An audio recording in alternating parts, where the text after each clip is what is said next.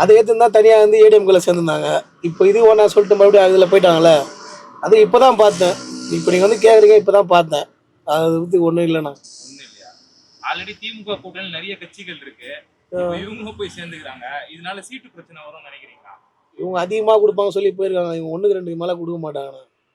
யார் 1க்கு 2 மேல? டிஎம்கே சொல்கிறேன். ஆ.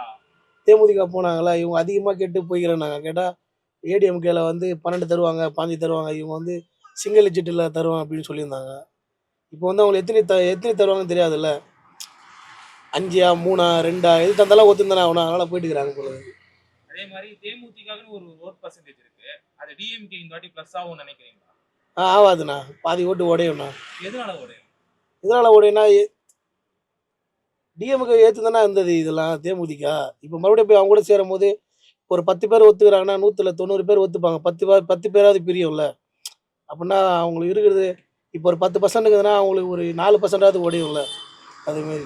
அதே மாதிரி விஜயகாந்த் இருந்த டைம்ல வந்து கலைஞரே கூப்பிட்டாலுமே திமுக கூட்டணிக்கு போகாம இருந்தாங்க. ஆமாம், போகாமல் இருந்தது. ஆனா இப்போ கூட்டணி போயிட்டாங்க. இப்போ அவ்வளோதானே, ஆள் இல்லைண்ணா.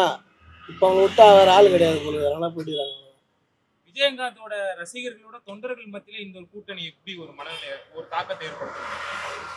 இதெல்லாம் எல்லாருக்கும் வெறுப்பாக தானே இருக்கும். ஏன்னா ஏற்கனவே ஆல்ரெடி டிஎம்டிக்கில் எங்கள் தெருவுலேயே சரி சண்டைலாம் போட்டுன்னு தான் இருப்பாங்க.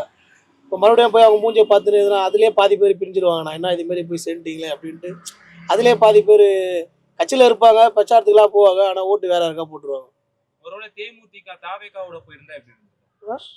தேமுதிக விஜயோட போயிருந்தா அது தனியாக இருந்திருக்கண்ணா. ஆனால் போகல, அவ்வளோதான்.